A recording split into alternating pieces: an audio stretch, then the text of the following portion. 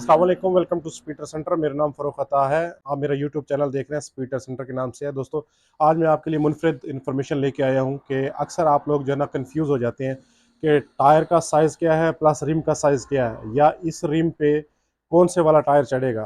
भाई, आपको मैं एक इन्फॉर्मेशन या नॉलेज शेयर कर रहा हूँ, इसको आप वीडियो को एंड तक देखेंगे तो आपको इंशाल्लाह इस चीज़ की समझ आ जाएगी। चलते हैं बिना टाइम ज़ाय किए अपने टॉपिक की तरफ कि आपकी गाड़ी का रिम साइज़ क्या है। सबसे पहले ये इन्फॉर्मेशन आपको टायर ही से मिल जाती है। अगर टायर से आपको ना मिले तो उसका मेथड भी मैं आपको बता देता हूँ कि ये रिम किस तरह का है, आपकी गाड़ी को सूटेबल है कि नहीं है। क्योंकि आपने एक्स्ट्रा चौड़े रिम लगा लिए या डीप डिश रिम लगा लिए तो उससे आपकी गाड़ी को नुकसान हो सकता है, क्योंकि टायर आपका उतना ही लपेटा नहीं कवर करेगा या उस तरफ नहीं, इतना खिंचाव पड़ जाएगा रबड़ में, इसलिए आपको प्रॉब्लम हो सकती है। दोस्तों, मैं आपको टायर साइज़ के बारे में बता देता हूँ, उससे आपको रिम साइज़ का पता चल जाता है। जैसे कि ये एक टायर है, यहाँ पे लिखा हुआ है 215 45 R17। तो दोस्तों, इसका इसका भी ये मतलब जो है कि 215 ये मिलीमीटर है आपका ये वाला टायर का एरिया, ठीक है। और प्लस जो है 45% जो है इसका 215 का 45% ये साइड वॉल का एरिया हो गया, ठीक है। दोस्तों, ये बात आपको समझ आ गई है, काफ़ी दफ़ा मैं पहले वीडियोस में भी एक्सप्लेन कर चुका हूँ। उसके अलावा R17 का मतलब ये है कि ये 17 साइज का टायर है, 17 साइज के रिम पे ही लगा हुआ है। दोस्तों, ये तो आपको इस दौरान समझ आ गया कि ये टायर और रिम आपके सामने आ गया तो आपने जज कर लिया कि जी इसका रिम साइज ये 17 है। लेकिन अगर आपके पास सिर्फ ही रिम है या अलॉय व्हील है तो उसको आप कैसे जज करेंगे, उसकी डेप्थ को कैसे चेक करेंगे, तो उसके लिए एक फार्मूला है या उसकी जो जांच पड़ताल का एक, ये जो अलॉय व्हील है इसके अंदर सारी इंफॉर्मेशन रिटर्न की हुई है। आपको जस्ट चेक करना है कि जी ये अलॉय रिम आपकी गाड़ी के लिए फिट है या नहीं है। जैसे इस तरफ देखते हैं दोस्तों, इनके अंदर ही कुछ वर्डिंग लिखी हुई होती है, उनको आपने देखना होता है और उसी से आपको इन्फॉर्मेशन मिल जाएगी कि ये अलॉय व्हील का असल साइज है। दोस्तों, यहाँ पे 12 बाय 5 लिखा हुआ है। तो 12 बाय 5 का मतलब ये है कि 12 इंच का ये रिम है, इसकी हाइट है। वो कैसे नापते हैं वो मैं आपको बता देता हूँ। ये इसे रखेंगे, आपके पास अगर एक अदर इंची टेप होगी तो आप इसको चेक करेंगे तो ये 12 इंच ही आएगा। दोस्तों, इस कॉर्नर से इस कॉर्नर का ये जो फासला है वो 12 इंच है, मतलब ये कि 12 साइज का ये रिम है। तो इस तरह आपको ये कवर होगी ये बात कि 12 बाय 5 का मतलब ये होता है कि इस रिम की डेप्थ है 5 इंचेस। तो वो सेंटर से आप चेक करेंगे तो इस एरिया से लेकर इस एरिया तक ये 5 इंचेस ही बनते हैं। ये इस एरिया से लेकर दोस्तों, इंटरनल एरिया जो होता है रिम का, उससे लेकर और यहाँ तक ये 5 इंचेस ही बनते हैं। तो इस तरह आपको पता चलेगा ये 5 इंच ही डेप्थ है इसकी।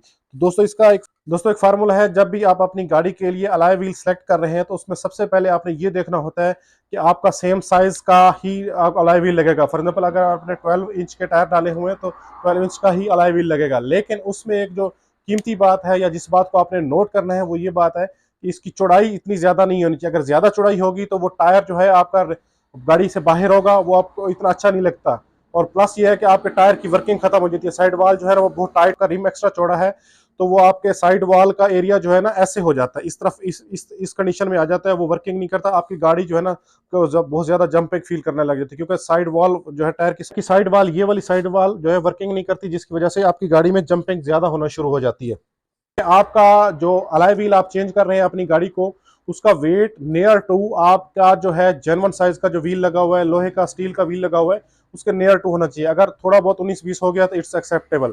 तो उसके बाद जो चौड़ाई है, फॉर एग्जांपल आपने 4 इंच के चौड़े व्हील, स्टील व्हील लगे हुए हैं आपकी गाड़ी को, तो आप नेक्स्ट जो है मैक्सिमम 4.5 या 5 इंच तक जा सकते हैं। दोस्तों, इस चीज के लिए एक और व्हील है, अलॉय रिम है, उसकी भी मैं आपको दिखा देता हूँ कि उसकी भी मैं आपको ये इसी तरह इंफॉर्मेशन दे सकता हूँ कि ताकि जो है ना आपके लिए आसानी हो। अगर किसी जगह पे आप सेलेक्ट करने जा रहे हैं तो इस अलॉय व्हील को देख लें, ये भी 12 इंच का साइज का है। इन दो रिमों की अपनी अपनी ही डायमेंशन है। जैसे कि मैंने आपको ये पहले एक्सप्लेन किया था कि ये 12 इंच का रिम है और प्लस इसकी जो डेप्थ है रिम की वो है 5 इंचेस। तो इस रिम को देखते हैं, ये भी 12 इंच का ही रिम है।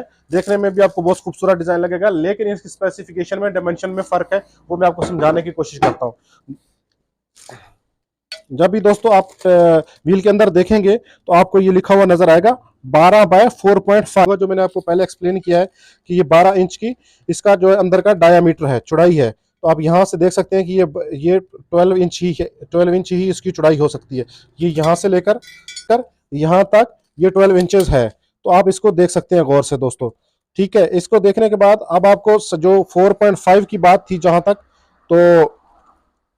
तक इस 4.5 की बात है, तो इस रिम की डेप्थ को शो करता है दोस्तों। इसको भी मैं आपको वाजे करके ये दिखा देता हूं कि ये कितना है। ये यहां से यहां तक देख लें कि इसकी चौड़ाई 4.5 है। जो पहले वाला अलॉय व्हील था उसकी चौड़ाई थी 5 इंचेस, अब इसकी चौड़ाई कितनी है 4.5। तो ये उससे भी बेहतर रिम है। अलॉय रिम की मॉडिफिकेशन कर रहे हैं, तो इस तरह रिम आप जांच सकते हैं, और ये उस रिम से बेहतर रिम बिहेव करेगा आपके गाड़ी को, और इजीली ड्राइव होगी आपकी गाड़ी के लिए। दोस्तों अगर आज की इन्फॉर्मेशन आपको अच्छी लगी हो, लाइक, सब्सक्राइब और शेयर जरूर कर दीजिएगा। Thank you for watching.